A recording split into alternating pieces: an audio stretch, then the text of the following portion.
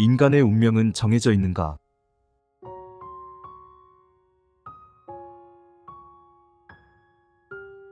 숙명이나 운명에 대한 믿음은 세상에 널리 퍼져 있으며 옛날부터 항상 존재해왔다. 이러한 믿음은 사람들이 삶에서 일어나는 사실을 오랫동안 관찰한 결과 생겨났을 것이다. 사람들은 스스로 통제할 수 없고 피할 수도 없는 특정한 사건이 있다는 사실을 알고 있다. 예를 들어 출생과 죽음은 피할 수 없으며 삶의 많은 사건 역시 피할 수 없는 것처럼 보인다. 사람들은 특정한 결말에 도달하기 위해 모든 노력을 기울이며 점차 자신의 힘이 아닌 어떤 강력한 다른 힘을 인식한다. 이 힘은 그들의 미약한 노력을 방해하고 별다른 성과를 내지 못하는 그들의 고군분투를 조롱하는 것처럼 보인다. 많은 사람이 살아가면서 이해할 수 없는 이 지배적인 힘에 어느 정도 복종하는 법을 배우고 그 힘이 자신과 주변 세계에 끼치는 영향만을 인식한다. 그렇게 인식한 힘을 신, 섭리, 숙명, 운명 등의 다양한 이름으로 부른다. 그러나 대부분의 사람들과 달리 사색하는 사람들은 한 발 물러서서 개인의 노력과는 관계없이 어떤 사람들은 높이 올려주고 또 어떤 사람들은 무참히 쓰러뜨리는 이 신비한 힘이 어떻게 움직이는지 차분히 지켜본다. 가장 위대한 시인들, 특히 그 중에서도 극작가들은 삶의 이러한 힘을 관찰한 후 그 내용을 고스란히 작품에 담았다. 그리스와 로마의 극작가들은 대개 자신의 운명을 깨달은 후 그 운명을 피하려고 노력하는 주인공들의 모습을 묘사했다. 이때 운명에 맞선 주인공들은 결국 자신이 피하려던 파멸을 스스로 초래하는 결과에 휘말리게 된다. 반면에 셰익스피어의 작품 속 등장인물들은 우리 대부분과 마찬가지로 자기 운명에 대해 미리 알지 못하는 모습으로 묘사된다. 극작가들에 따르면 사람은 자기 운명을 알더라도 그 운명을 피할 수 없으며 의식적이든 무의식적이든 사람의 모든 행동은 정해진 운명을 향해 나아가는 발걸음이 된다. 동서고금을 막론하고 사람들은 각자의 삶 속에서 이 무적의 힘이나 법칙이 작용하고 있음을 경험해왔다. 오늘날에는 이러한 경험이 계획은 사람이 하지만 그 성패는 신에게 달려있다는 간결한 문장으로 구체화되었다. 모순으로 보일 수도 있지만 운명에 대한 믿음과 마찬가지로 자유의지를 지닌 행위자로서의 인간에 대한 믿음도 세상에 널리 퍼져 있다. 모든 도덕적 가르침은 자신의 길을 선택해서 운명을 만들어 나가는 인간의 자유에 대해 긍정한다. 또한 목적을 달성하기 위해 끈기 있게 인내하고 노력하는 모습은 인간 스스로도 내게는 자유와 힘이 있다고 선언하는 일이기도 하다. 한편으로는 운명을 경험하면서 다른 한편으로는 자유를 경험하는 이러한 이중적인 경험은 운명론을 믿는 사람들과 자유의지를 지지하는 사람들 사이에 끝없는 논쟁을 불러일으켜왔다. 이 논쟁은 최근 결정론 대 자유의지라는 용어로 다시 유행했다. 명백하게 상반되는 것처럼 보이는 양극단 사이에는 양쪽을 모두 포함하면서도 어느 한쪽의 편을 들지 않고 양쪽을 조화시키는 균형, 정의, 보상의 중도가 존재한다. 이러한 중도는 양극단 사이의 접점이기도 하다. 진리는 편파적일 수 없으며 본질적으로 양극단의 조정자 역할을 한다. 따라서 지금 우리가 고려하고 있는 이 문제에 관해서도 운명과 자유의지를 긴밀한 관계로 이어주는 중용이 존재한다. 이 관점에서 보면 인간의 삶에서 운명과 자유의지라는 두 명백한 사실은 실제로 모든 것을 포괄하지만 이는 하나의 핵심 원리인 도덕적 인과법칙에서 비롯된 두 가지 모습에 불과하다. 도덕적 인과법칙은 운명과 자유의지, 개인의 숙명과 개인의 책임을 모두 필요로 한다. 또 원인의 법칙은 결과의 법칙이기도 한데 원인과 결과는 항상 대등해야 하기 때문이다. 일련의 인과관계는 물질세계와 정신세계 모두에서 영구적인 균형을 유지해야 한다. 그 결과 이 세계에서 인과관계는 영원히 공정하고 영원히 완벽하다. 따라서 모든 결과는 미리 결정된 것이라고 말할 수 있지만 미리 결정된 것은 단지 원인일 뿐이다. 지혜로운 사람은 자신의 삶이 일련의 인과관계에 따라 펼쳐지고 있음을 발견한다. 삶은 원인과 결과로 이루어져 있다. 이는 씨앗을 뿌리는 일인 동시에 그 열매를 거두는 일이기도 하다. 사람의 모든 행동은 원인이며 행동이라는 그 원인은 결과와 균형을 이루어야 한다.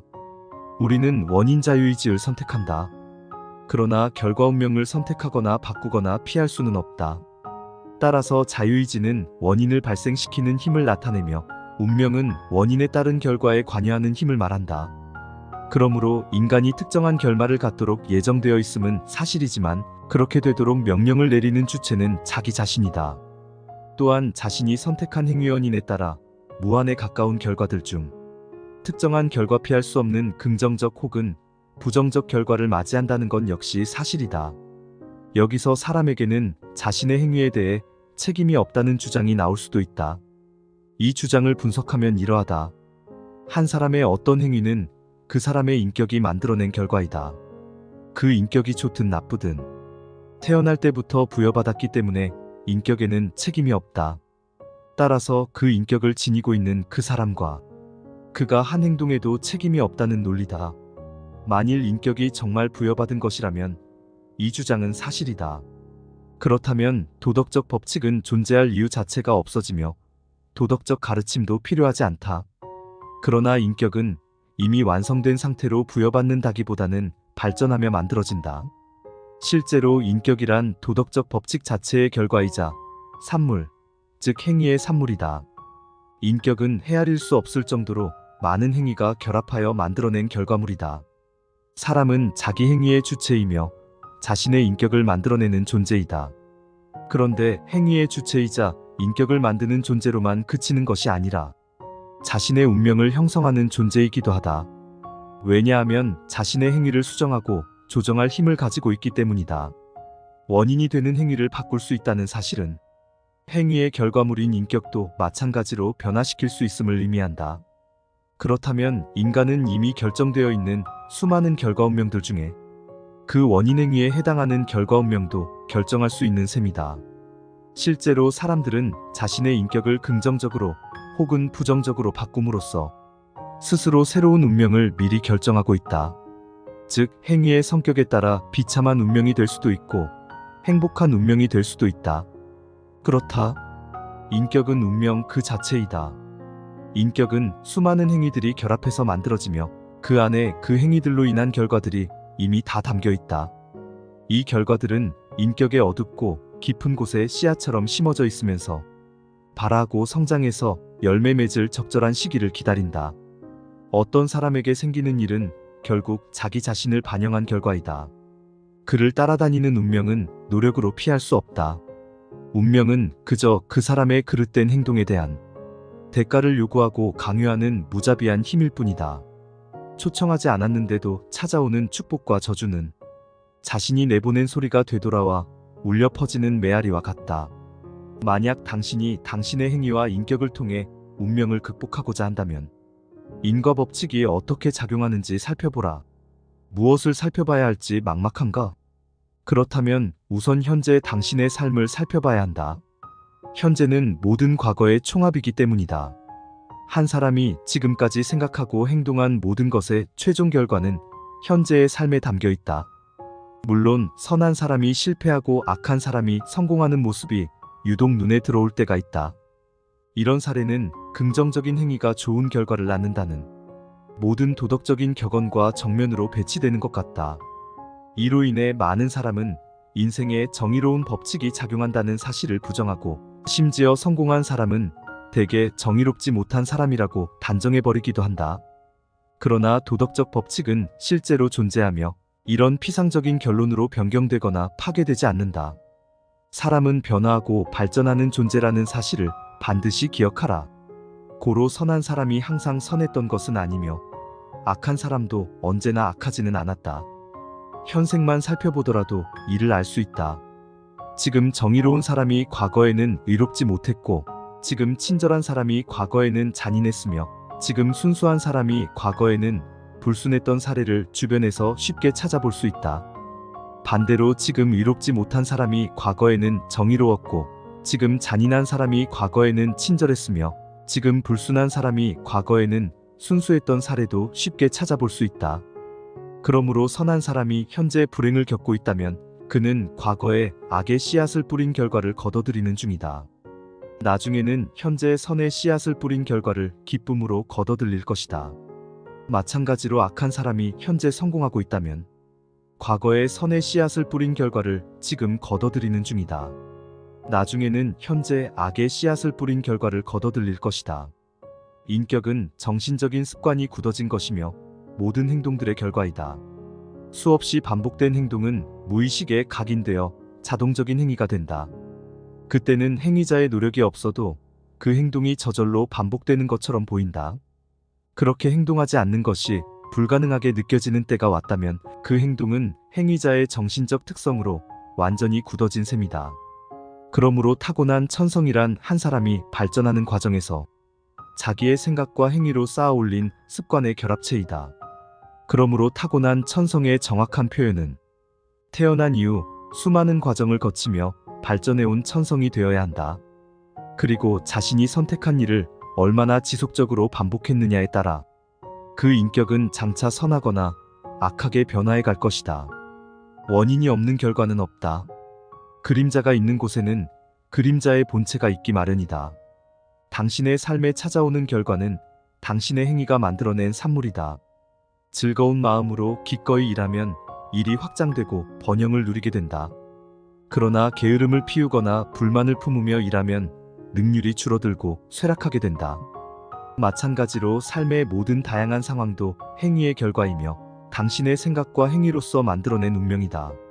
사람들의 인격이 수없이 다양한 이유는 각자 다양한 행위에 씨앗을 뿌리고 다양한 성장 과정을 거쳐 무르익기 때문이다.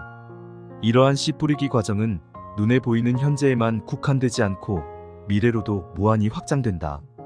각자 뿌린 대로 끊임없이 자신의 행위가 만들어낸 달콤한 열매와 쓴 열매를 거두게 될 것이다.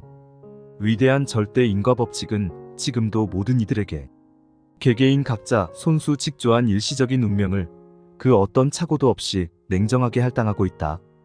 이 운명은 어떤 이들을 눈물 짓게 만들고 또 어떤 이들은 미소 짓게 만든다. 인생은 인격을 만들어내기에 최고의 학교이다. 모든 사람은 분투와 투쟁, 악덕과 미덕, 성공과 실패를 통해 느리지만 확실하게 지혜의 교훈을 배우고 있다. 이번에는 영국의 저명한 작가인 제임스 알렌이 쓰고 유명한 유튜버이자 작가인 하와이 대저택님이 엮은 생각의 연금술이라는 책을 바탕으로 좋은 내용을 살펴보았습니다. 인간의 운명은 결국 인과 법칙에 의해 결정된다고 합니다. 우리 각자가 뿌린 대로 거두게 되며 자신의 행위가 만들어낸 달콤한 열매와 쓴 열매를 거두게 된다고 합니다. 선한 인격을 수양하면 인과 법칙에 의해 좋은 운명을 만들 수 있습니다. 오늘은 나의 지난 시간을 돌아보며 그동안 어떤 씨앗을 심었는지 돌이켜보고 앞으로 어떻게 선한 인격의 씨앗을 심을지 고민해보는 시간을 가져보시죠.